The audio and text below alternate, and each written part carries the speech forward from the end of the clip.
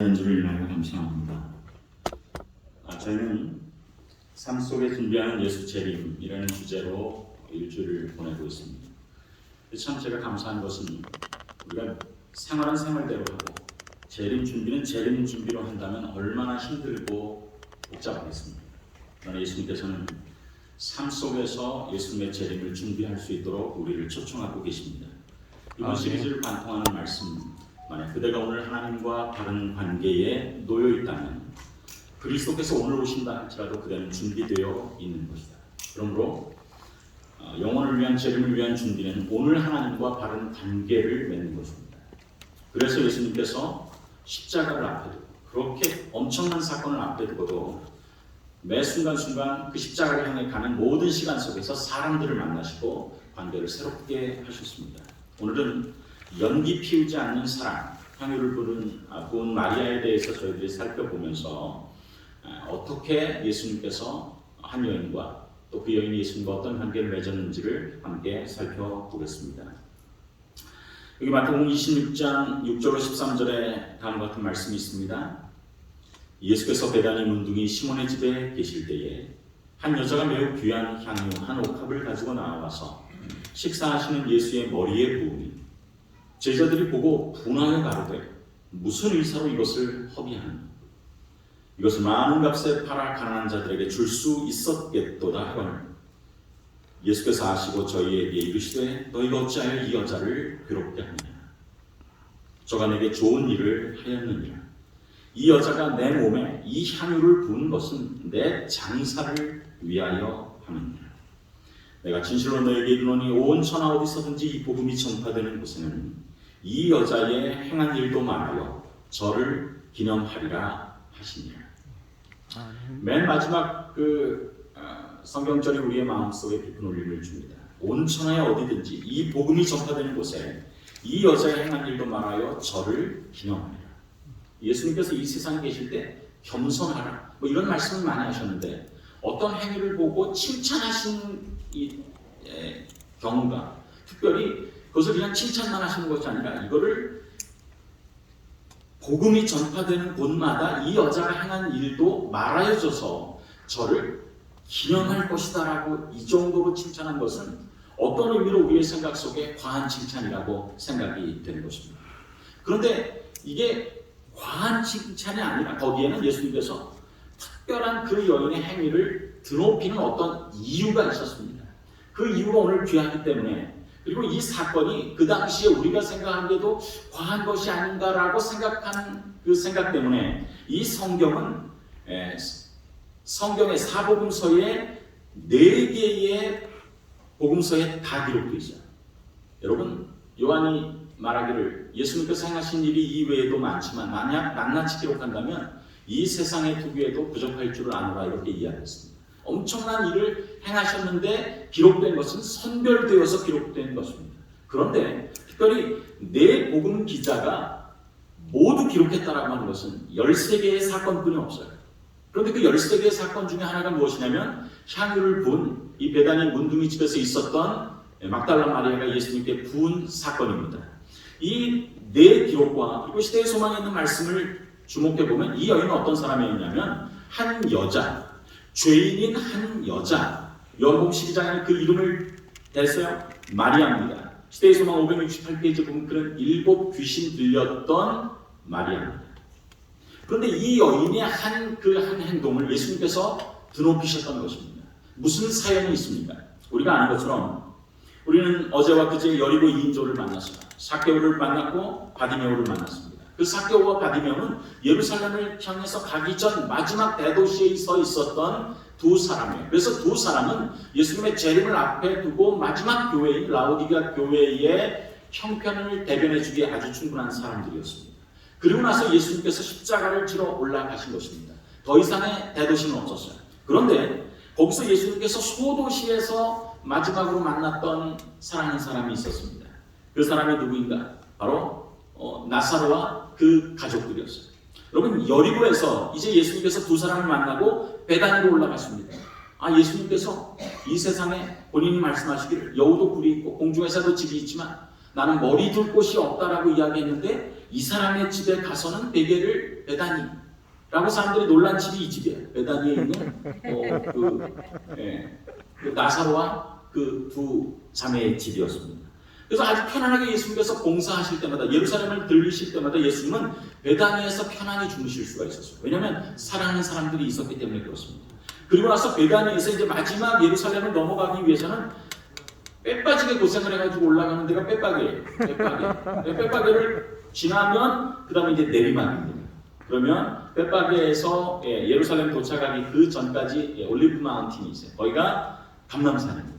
그리고 감람산에서 예수님이 성전을 보시고 이렇게 마지막 설교를 하신 장면이 그때 있어요. 그래서 이 여리고에서 이제 마지막 2명의 사람을 영적으로 육적으로 고치신 다음에 예루살렘에 도착하시면 이제 십자가에 달려 돌아가신 것입니다. 정말 우주의 가장 엄청난 사건이 벌어지는 것입니다. 그래서 예수님께서 이렇게 지나가시면서 마지막 성전에서 보내신 일주일을 우리가 순환주간이라고 이야기하고, 성경에 보면 요한복음 같은 경우는 예수님의 3년 반 생애 중에서 그 일주일의 전체의 반을 할애할 정도로 엄청난 사건이 벌어지는 것이 순환주간의 사건입니다. 그런데 마태가 순환주간의 사건들을 기록하다가 낀 사건처럼 쭉 기록하다 거꾸로 거슬러 올라가서 하나의 사건을 주목하고 그 이야기를 하고 있습니다. 얼마나 그때의 그 마지막 마태복음에 기록된 이 십자가를 향해서 가는 사건들이 정말 엄청나고 대단한 사건들이었는지 우리가 살펴보면 알 수 있어요. 만약에 예루살렘에 그때 예루살렘 헤라드라든지 뭐 그런 신문이 있다면 일면 탑을 장식할 만한 사건들이 숨가쁘게 그 일주일 동안에 벌어진 것입니다. 월요일날 우리가 아는 것처럼 무엇이 있었습니까? 승리의 입성이 있었어요. 예수님께서 고치신 모든 사람들이 마지막으로 이스라엘 백성들의 목전에서 호소하는 것입니다. 이스라엘 백성들이 계속 예수님께 기적을 보여달라고 이야기했어요. 예수님께서 모든 기적을 베푸신 모든 사람들이 거기 도열해 있는 것입니다. 저는 자들이 사슴같이 뛰고 벙어리의 혀가 노래하고 맹인들이 보는 시력을 회복해서 예수님의 앞길을 인도하고, 특별히 예수님께서 나귀를 타고 행진하실 때 그 나귀의 고삐를 누가 잡았습니까? 우리가 아는 것처럼 나사로가 잡았습니다. 죽었다가 사흘이 지나서 나흘째 되는 날 몸이 썩어서 냄새가 나는 그 사람, 이 바위에 새겨진 그 무덤 속에서 둔 그 나사로가 예수님의 승리의 입성의 고삐를 잡은 것입니다. 엄청난 사건이죠. 일면 탑을 장식할 만한 사건입니다. 월요일에는 어떤 것이 있었습니까? 예수님께서 마지막으로 이스라엘 백성들의 마음속에 침임자하셔서 호소하셨습니다. 너희들이 지금 이렇게 형전 제도가 이렇게 진행된 것이 중요한 것이 아니라 이 모든 것이 나를 거절하였기 때문에 목적을 다시 한번 찾으라라고 호소하신 것입니다. 여러분 생각해 보십시오. 시골 33살 먹은 시골에서 올라온 랍비라고 불러주니까 랍비지 시골 촌놈입니다. 그 시골 촌사람이 그 당시에 국회의사당 같은 곳에 가서 거기에 있는 것을 다 해치고 던지고 호통을 쳤다면 얼마나 대단한 사건이었겠습니까? 그리고 화요일에는 어떤 일이 있었습니까? 바리새인들에게 7화가 선언됩니다. 그 당시에 국회의원들에게 7개의 화를 선언하시는 예수님의 말씀. 아무도 그들의 권위에 대항하지 못하는데 예수님께서 그들에게 마지막 사랑의 호소를 날리신 것입니다. 그리고 나서 예수님께서 성전이 멸망할 것이라는 것, 그리고 돌 위에 돌 하나도 천놓이지 아니하고 이 성전이 다 멸망할 것이라고 하는 엄청난 선고를 하십니다. 대단한 사건입니다. 신문의 일면탑을 차지합니다. 그리고 나서 예수님께서 모든 재림의 설교 가운데서 가장 귀한 재림의 징조에 대한 설교, 마태복음 24장과 25장의 설교를 화요일 저녁에 하셨어요. 그리고 나서 수요일날 쉬신 후에 목요일에 성만찬을 제정하셨습니다. 이제 6월절을 끝내고 6월절의 의미가 성만찬으로 새롭게 확대되는, 구약이 끝나고 신약이 새롭게 시작되는 놀라운 역사의 그 제도에 바뀌는 한가운데 예수님께서 그 일을 하셨습니다. 그리고는 겟세마네 동산에서 목요일날 저녁에 잡히십니다. 그리고 밤새도록 고난을 당하셨어요. 그리고는 7번의 심판을 받습니다. 그리고는 십자가에 달려 금요일날 저녁에 해가 지기 전에 돌아가십니다. 그리고 우리가 아는 것처럼 일요일날 새벽에 예수님께서 부활하십니다. 정말 얼마나 대단한 사건이 숨가쁘게 벌어졌는지를 우리가 깨닫게 되는 것입니다. 마태도 예수님의 생애 가운데서 일어난 사건들을 쭉 기록해 나가고 있었어요. 그리고 나서 쭉 기록해 나가다가 어느 순간에 성령께서 그에게 깨달음을 주신 것입니다. 왜? 예수님께서 이 시간 순서도 이렇게 지금 자기는 일요일부터 시작해서 승리의 입성부터 시작해서 쭉 기록해 나가는데 왜 예수님께서 그 전주 안식일날 저녁에 있었던 한 여인의 사건을 특별히 드러내셔서 그 여인의 행한 일을 기념하라고 말씀하시는 엄청난 축복을 하셨을까를 성령의 은혜에 의해서 기록해 나가는 도중에 깨닫게 된 것입니다. 그래서 마태복음을 쭉 기록하다가 순환주간의 사건들을 기록하다가 이것을 빼먹을 수가 없어서 그 전주에 있었던 사건 중에서 유일한 한 사건을 순환주간의 사건에 기록한 것입니다. 무엇 때문에 그런 일이 벌어진 것입니다. 제가 질문을 합니다. 요즘 사람들이 예수님의 재림보다 더 기다린다는 택배입니다. 그런데 이 택배를 받았을 때 우리가 기다리는 것은 무엇입니까? 포장입니까? 내용입니까? 내용이죠. 당연히 내용입니다. 그런데 이스라엘 백성들은 그렇게 하지 않았습니다. 성전은 예수님께서 오실 복음에 대한 포장 재료였습니다. 정말 중요한 것은 예수님께서 오신 것입니다. 그런데 유대인들은 예수님은 거절하고 포장에 대해서만 관심이 있었습니다. 그래서 예수님께서 마지막 이제 이 포장지가 결국 본질을 거절한 마지막 표로 나를 십자가상에 예루살렘에서 밖에 나가 있는 골고다에서 나를 십자가에 못 박을 것을 확인하게 되는 그 주에 예수님께서 그 사실에 대해서 말씀하신 것입니다. 얘들아, 신앙은 형식이 중요한 것이 아니라 본질이 중요한 것입니다. 그래서 예수님께서는 마지막 복음을 이야기하시고 나가신 것입니다. 본질을 상실한 형식은 필요 없다라고 하시면서 나가신 것입니다. 그래서 마태복음 24장 1절이 다음과 같이 시작한 것입니다. 예수께서 성전에서 나와서 가실 때에 예수님께서 성전에 나오셨어요. 그리고는 다시 성전에 들어가지 않으셨습니다. 떠나신 것입니다. 그런데 제자들은 예수님은 성전에서 떠나셨는데 제자들은 무엇을 프라우드를 가지고 있었느냐면 성전 건물들에 대해서 아주 이 자존감을 가지고 예수님께 성전 건물들을 보이려고 나온 것입니다. 예수님은 떠나시고 제자들은 성전 건물에 관심이 있었어요. 그때 예수님께서 뭐라고 말씀하시는 것입니까? 대답하다 가라사대 너희가 이 모든 것을 보지 못하느냐? 지금 모든 나의 3년 반 동안의 사역을 다 보지 못하느냐? 내가 진실로 너에게 이르노니 본질을 잃어버린 형식은 돌 하나도 돌 위에 남지 않고 다 무너뜨리우리라 라고 말씀하시는 것입니다. 그때 제자들이 충격에 빠졌어요. 이렇게 대단한 건물이 어떻게 무너질 수 있는가? 하나님의 백성들이 어떻게 멸망당할 수 있는가? 그래서 예수님께서 그들에게 말씀하십니다. 이것들이 다 무너뜨리리라. 그때 제자들이 예수님께 질문을 하죠. 저희가 화요일날 저녁, 금요일 저녁, 안식일 세 번에 걸쳐서 이 문제를 다루고 있습니다. 예수께서 감람산 위에 앉으셨을 때 제자들이 조용히 와서 가르다 우리에게 이르소서 도대체 언제 이런 일이 있겠사오니 또 주의 임하심과 세상에는 어떤 징조가 있사오리까? 제자들의 관심은 때였습니다. 때. 어느 때에 관심이 있었어요. 그래서 예수님께서 참 제가 좋아하는 것은 우문이지만 현답으로 하셨어요. 그때에 7번이나 그때에 대해서 말씀하시지만 결론적으로는 그날과 그때는 아무도 모르느니라고 결론을 말씀하셨습니다. 그래서 때는 모른다라고 하셨어요. 그래서 예수님께서는 때에 관한 관심을 무엇에 대한 관심으로 바뀌기를 원하셨냐면 사명, 그 때에 도대체 무엇을 하면서 지낼 것인가에 대한 관심으로 이끄셨습니다. 그래서 예수님께서 마태복음 24장을 이야기하시면서 24장에서 때에 대해서는 그날과 그때는 아무도 모른다라고 이야기하시면서 재림에 대한 예수님의 설교의 결론은 다음과 같은 세 가지입니다. 예비하라, 나눠주라, 즉 작은 자 하나를 사랑하라. 이게 마태복음 24장의 마지막입니다. 이게 예수님께서 하신 말씀이에요. 그냥 넉놓고 언제 예수님께서 재림하시지? 시간만 보거나 어떻게 하지 말고 그 시기가 다가오는 것을 징조로 느끼게 되면 항상 예비하고 무엇인가를 내가 친구들에게 나눠주고 누구에게 나눠줄 것인가? 지극히 작은 자 하나에게 나눠주면서 사는 삶이 실제적으로 예수님을 삶 속에서 준비하는 삶이라고 말씀하고 계신 것입니다. 그리고 이 세 가지 예비하고 나눠주고 사랑하는 삶을 구체적으로 보여준 것이 세 가지의 비유입니다. 열처녀의 비유, 두 번째 달란트의 비유, 그리고 양과 염소의 비유입니다. 여러분 생각해 보십시다. 24장에 예수님께서 하시는 말씀의 결론이 25장의 세 개의 비유를 통해서 실제로 실내화되는 것입니다. 열처녀의 비유가 우리에게 주는 교훈이 무엇입니까? 예비하라는 것입니다. 항상 예비하라는 것입니다. 생각지 않은 때 인자가 오니까 항상 예비하라. 기름을 예비하라.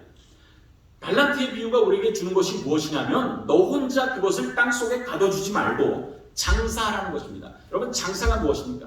내가 많이 가지고 있는 것을 통해서 서로 이익을 나누는 것입니다. 나도 좋고 저 사람도 좋은 것이 장사예요.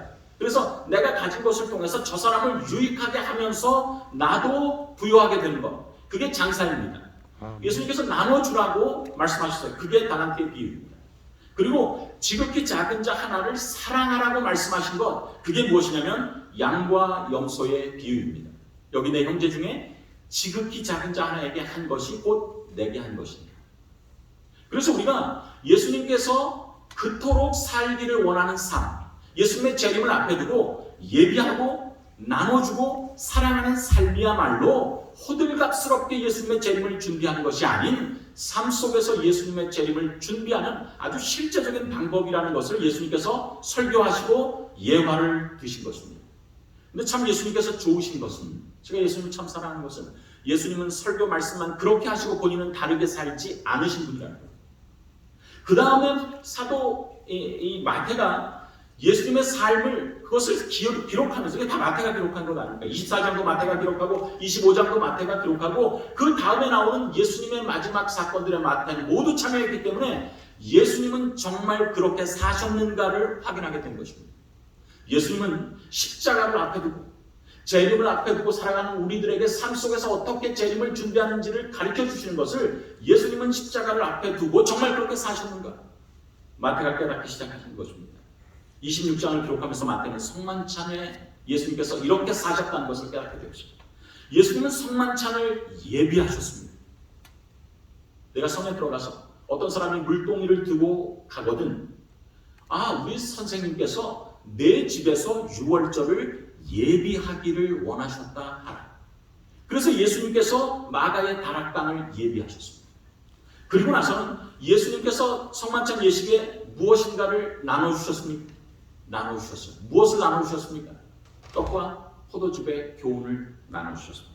그리고 예수님께서 성만찬 그 정말 마지막 순환 중간에 극적인 그런 순간에 지극히 작은 자 하나를 사랑하셨습니까? 사랑하셨습니다. 누굴 사랑하셨어요? 유다를 사랑하시고 베드로를 사랑하셨습니다. 그래서 베드로의 발을 씻기셨습니다. 그리고 나서 예수님께서 거기서 겟세마네 동산에 가서 기도하러 가셨습니다. 거기서도 예수님께서는 이 세 가지의 삶의 원칙대로 십자가를 차분하게 준비하셨습니까? 준비하셨어요. 예비하라고 하는 말씀대로 예수님께서 베드로에게 검을 예비하라고 이야기하셨어요. 그러니까 아무런 대체 없이 겟세마네 동산에 간 것이 아니라는 것을 그분께서 차곡차곡 보내주신 것입니다. 제자들은 비록 모르고 독자들도 모르지만 예수님께서는 삶의 원칙에 따라서 그분이 말씀하신 것에 따라서 이루어 가신 것입니다. 예수님께서 그곳에서 무엇인가를 나눠주셨습니까? 나눠주셨어요. 지금이라도 인자가 기도하면 12명이나 더 되는 천사가 와서 이 문제를 해결할 줄은 너희들이 모르느냐? 그러나 인자는 예언된 대로 간다라고 하는 예언의 기별의 핵심들을 제자들에게, 주위 사람들에게 나눠주셨습니다. 그리고 예수님께서 지극히 작은 자 하나를 그 겟세마네 동산에서 사랑하셨습니까? 사랑하셨습니다. 누구의 이야기입니까? 말고의 귀를 고치신 것입니다. 저는 말고의 이야기가 왜 겟세마네 동산의 사건에 나오는지 예전에는 몰랐어요. 그 위급한 순간에 예수님께서 대제사장의 종의 귀를 자른 그 잘라진 귀를 잡아서 다시 그의 귀에 붙여주신 이야기가 왜 기록됐는지 몰랐습니다. 그러나 깨닫게 된 것입니다. 예수님께서는 엄청난 사건이 벌어질 때 지극히 작은 자 한 명을 그의 마음속에서 운명적으로 사랑하셨어요. 어떤 무엇을 보이기 위해서 사랑하신 것이 아니라 당신은 예언된 대로 가지만 말고는 비록 대제사장의 아주 이 몸종으로서 모든 자기를 잡는 일에 얘가 큰 역할을 했지만 본인은 십자가에 예언된 대로 돌아가시지만 이 아이는 자기 마음대로 하지만 않고 대제사장의 명령에 의해서 어쩔 수 없이 그 자기를 사로잡는 일들을 한 이 종은 평생을 귀 없이 살아갈 것을 안타깝게 생각하신 것입니다. 그래서 그는 원수를 사랑하는 마음을 일부러 가지신 것이 아니라 그의 사랑이 그 순간에 발현된 것입니다. 예수님의 그 사랑은 신문을 받으실 때에도 계속 되셨습니다. 예수님께서 예비된 대답을 하셨고, 거기서 예수님께서 아주 귀중한 교훈들, 인자가 올 때 위험의 곳에 우편에 앉은 것을 내가 보리라 라고 하는 귀중한 교훈들을 나눠주셨습니다. 그리고 예수님께서는 신문을 받으시는 그 순간에도 지극히 작은 자나를 사랑하셨어요.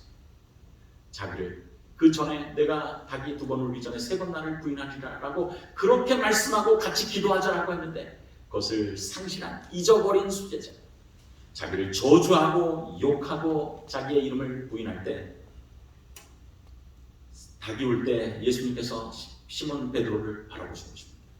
그리고 그의 눈은 저주하는 눈빛이 아니라 사랑하는 눈빛을 보내셨어요. 지극히 작은 자나를 사랑하는 그 말씀이 그의 삶 속에서 이루어진 것입니다. 마태복음 26장 여기까지 기록한 다음에 마태는 그 전주의 이야기가 왜 일어났는지를 깨닫게 된 것입니다. 모든 제자들이 예수님의 가장 가까이에서 따른다라고 말만 하지만 아무도 예비하고 나눠주고 사랑하지 않는 그때에 오로지 한 여인만이 예수님의 말씀에 따라서 그 일을 감당한 것입니다. 아무도 예수님을 위해서 어떤 것도 예비하지 않았습니다.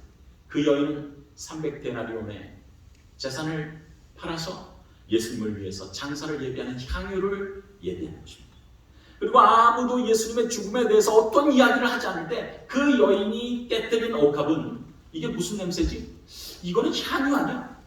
향유 중에서도 장사에 사용될 때 가장 귀한 모략이네. 예수님의 장사의 의미를 그 방 안에 펼쳐줬어요. 그리고 그 여인만이 지극히 작은 자나를 사랑하셨습니다. 사랑했습니다. 예수님이야말로 시대에서만 기록된 대로 종의 종이었습니다. 제자들 종의 발을 씻기는 종이었습니다. 그리고 그 종에게 300데나리온이 허비되었을 때 아무도 그것이 그분에게 드려질 만큼의 가치 있다라고 생각지 아니하고 누가 이런 의사로 이것을 허비하느냐라고 제자들의 입이 그 일을 말한 것입니다. 예수님은 정말 문자 그대로 종의 종이었습니다. 아무도 거들떠보지도 않는 종이었습니다. 그러나 그 순간에 그 여인만이 예수님의 발에 300데나리온의 향유를 붓고 자기의 머리로 그의 발을 씻기며 눈물로 그의 발을 닦았던 것입니다. 그렇습니다. 마리아만이 삶 속에서 예수님의 장사를 그렇게 준비한 것입니다. 다른 어떤 것을 떠들썩하게 하지 않냐고 삶 속에서 성령께서 가르쳐 주신 대로 삶 속에서 예수님을 사랑하고 그분을 위해서 내가 무엇인가를 예비해야 되겠다. 그리고 무엇인가를 나눠줄 때에 그런 예수님을 사랑하는 그 사랑의 향기를 온 방 안에 나눠줄 수가 있게 된 것입니다. 오늘 이야기는 거기서 끝나지 않아요. 예수님께서 십자가에 달려 돌아가실 때도 예수님께서 십자가에서도 똑같은 패턴대로 사셨습니다. 그분은 십자가를 예비하는 삶을 사셨어요. 70주일이 십자가를 예비하는 삶입니다. 어떤 일들이 벌어질 때마다 예수님은 아직 내 때가 이르지 아니하였다. 내 때가 이르지 아니하였다 말씀하십니다. 그것은 70주야의 한때의 중간에 제사와 예물을 폐할 때가 아직 이르지 않았다는 것을 이야기하고 그것은 예수님께서 예수님의 모든 삶이 예비하는 삶이었다는 사실을 우리에게 가르쳐줍니다. 그리고 예수님께서는 십자가에서 7마디의 주옥 같은 말씀을 하셨어요. 우리가 그것을 가상치론이라고 합니다. 십자가상에서 주만 무엇인가를 나눠주시는 것입니다. 그리고 예수님께서는 십자가에서도 지극히 작은 자나를 사랑하셨습니다. 사랑하셨어요. 한편 강도를 사랑하셨습니다. 그리고 마지막 그에게 구원을 약속하시는 것입니다. 십자가에서 고난당하는 예수님께 한 소리가 들렸어요. 예수여 당신의 나라에 임할 때에 나를 좀 생각하소서. 예수께서 십자가에서 하신 말씀 가운데 가장 긴 말씀이 주어진 것입니다. 예수께서 이르시되 내가 진실로 오늘 내게 이르노니 내가 나와 함께 낙원에 있으리라 하십니다. 여러분 목마름을 경험해 보셨습니까? 저는 목마름을 경험해 봤어요. 군에 있을 때 마지막 논산에서 훈련을 다 마치고 마지막에 30km 행군이 있습니다. 그래서 그 마지막 행군 때에 잘못된 정보에 의해서 이 행군 때 제일 고통스러운 것은 목마름인데 실제로는 제일 행군 때 괴로운 것은 배고픔이다 라는 잘못된 거짓 정보를 듣고서 그냥 방독면에도 빵 잔뜩 싣고 그냥 빵만 잔뜩 가지고 갔어요. 정말 이 밤에 출발하니까 시원하고 좋죠. 가면서 빵 먹고 얼마나 좋습니까? 근데 가는데 마지막까지 도와오는데 정말 고통스러운 게 무엇인가? 목마름. 수통은 가볍게 하기 위해서 물 하나도 없이 나중에 목이 마르면 옆 사람 거 먹지. 근데 모두가 다 옆 사람 거 먹지로 생각하고 갔기 때문에 물도 없이 그냥 빵만 꾸역꾸역 먹어가면서 걸어가는데 마지막에는 정말 목을 칼로 이렇게 후비는 것 같아요. 그런 목마름 속에서 군가를 안 부르면 또 맞으면서 가니까 얼마나 힘들었겠습니까?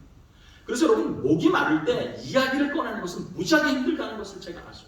근데 예수님께서 십자가상에서 벌어진 그 상황을 그대로 재현한, 예수님께서는 번제물로 돌아가셨어요. 근데 번제물에서는 모든 피와 물들을 제거합니다. 그럼 예수님께서 내가 목마르다라고 7마디 가운데 하나가 거기 포함된 것은 정말 목이 마르셨기 때문이에요. 그런데 예수님께서 그렇게 목마를 때에 한편 강도가 예수님께 구원을 호소하는 것입니다. 근데 제가 이렇게 여러분께 질문을 드려요. 여러분, 한편 강도가 예수님께서 구원을 호소할 때 예수님께서 구원의 확증을 얘기하지 않으셨다면 그 강도는 죽을 것입니까? 저는 그렇게 생각하지 않습니다. 오늘 우리의 회개가 진실하다면 지금 하늘문이 열리고 내가 오늘 내게 이르노니 내가 나와 함께 낙원에 있을 것이다 라고 하는 음성이 없을지라도 우리는 구원받을 것을 믿습니다. 마찬가지로 예수님께서 그 한편 강도에게 구원에 대한 확신을 그 위에서 그렇게 긴 말을 하시면서 그것도 가장 말씀하시기 어려운 때에 주실 필요가 어쩌면 없었단 말입니다. 그런데 예수님께서는 낭비된 사랑을 하신 것입니다. 제가 정말 예수님의 사랑에 대해서 감사한 것은 마태복음 27장 44절 때문에 그렇습니다. 여기 보면 이렇게 기록되어 있어요. 함께 십자가에 못 박힌 강도들도 이와 같이 욕하라.